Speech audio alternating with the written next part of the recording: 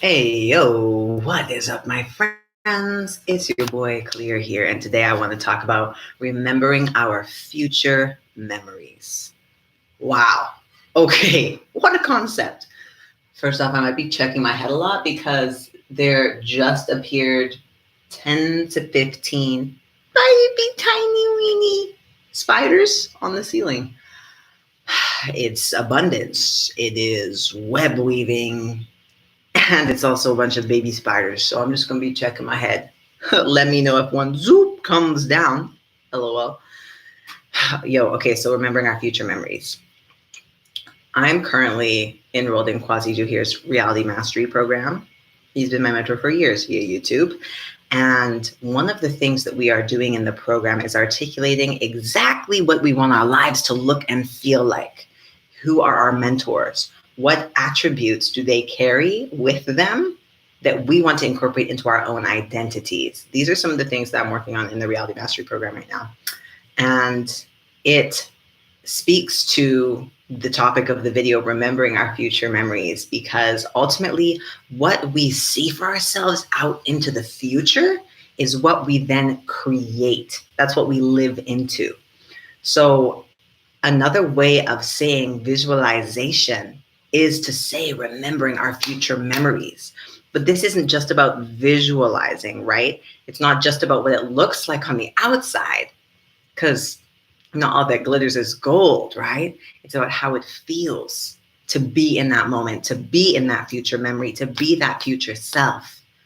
And as we can articulate exactly how we want to feel, we then start to close the gap in space time between where we are presently in this 3D moment and where we are in that future memory.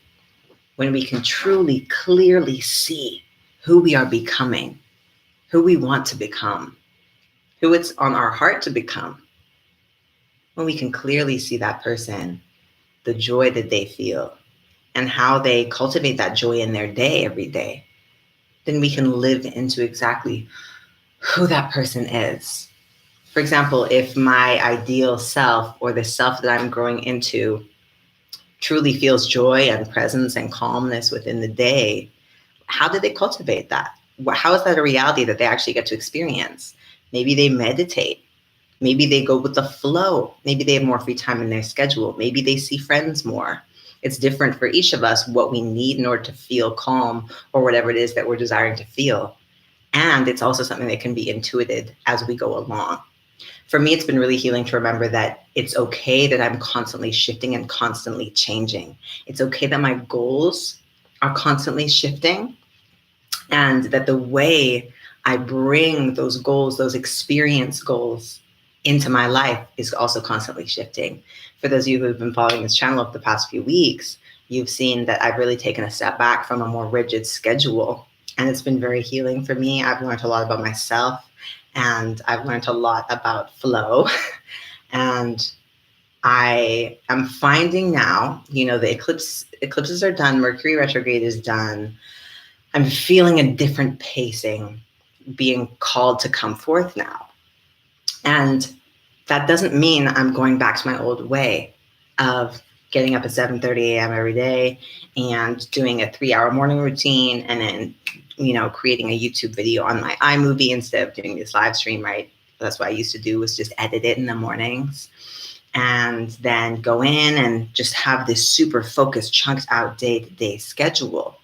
Yes, that worked for me to call forth a new level of discipline, but that doesn't mean I need to go back to exactly that structure. I trust myself. I trust myself to be able to flow better than I did before this break. And I'm finding the middle ground. That's what's up for me next, is finding the middle ground. Spider check, spider check, spider check, we're good. Finding the middle ground between that super rigid structure that I had before that was lifeless. It felt kind of dead. I wasn't listening to my body. So good to fucking see that. Ooh-wee. And so the balance between that and where I've been the last 2 weeks, which has been, flow and sleeping in and staying up later and allowing myself a lot of deep rest and rejuvenation, which was very good for me. So now, how do I find that that spaciousness in between, right? Having a schedule and a spaciousness. And perhaps the more important question before how comes the why. And this is something that Olafur Olafsson is his name, Olafur Olafsson, who is a beautiful, brilliant artist who I found out about via the Netflix series Abstract: The Art of Design. I highly recommend you watch his episode. I had just huge light bulbs going off in my head the whole time. And one of the main things that really stuck with me from his episode was his dedication to the why behind his art. And this is how we are going to be able to recall our future memories with the greatest clarity, is by asking why. Why am I experiencing this in the future? Why is that desire on my heart? Why is this a good place to be, this future memory? Why is this something that I'm calling into my conscious embodied experience through the weaving patterns of space-time? Why?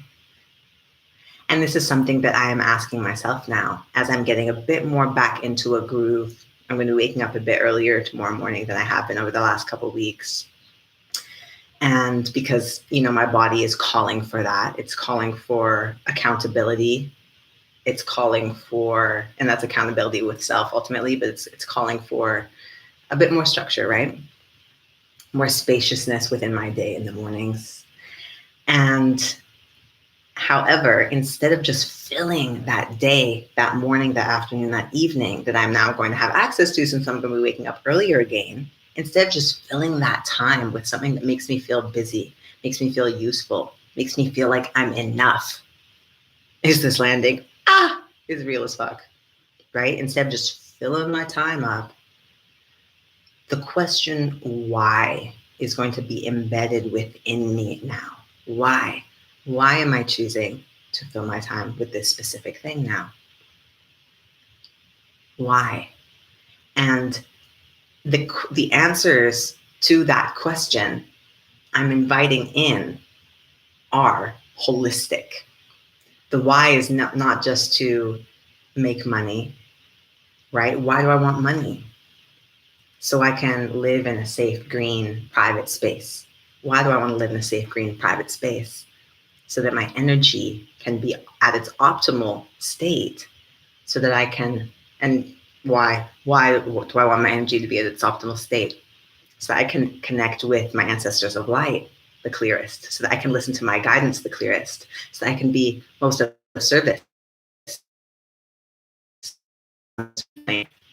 so that I can have the most, right? And why do I want all these things? Because my heart calls for it deeply. And so acknowledging some of the answers to that are about my mission, right? So there are other ways for me to be of service to my mission other than making money for myself, right? How can I serve my community directly? That is now a deep reason for me to make space and time for something in my life, is to connect directly with my community. And through evaluating myself and my values, I've really noticed repeating patterns around safety and connection being values that I have. Safety for myself and my extended communities, and connection deeply with myself and deeply with others. So it's good to know who I am, spider check, and where I'm at. Because when I know who I am and where I'm at, I can then fulfill that person, fulfill that mission, and allow myself to remember these future memories that I am going to have stretched out before me in space-time before they actually happen. I can articulate with clarity who I'm becoming and why. So my friends, with that, I'm going to love you and leave you. I hope this video helped you to get clear and transmit your beautiful, unique light. And let me know your why in the comments below. Subscribe if you haven't already and you enjoy spending time. And I will see you very shortly. Love you. Bye.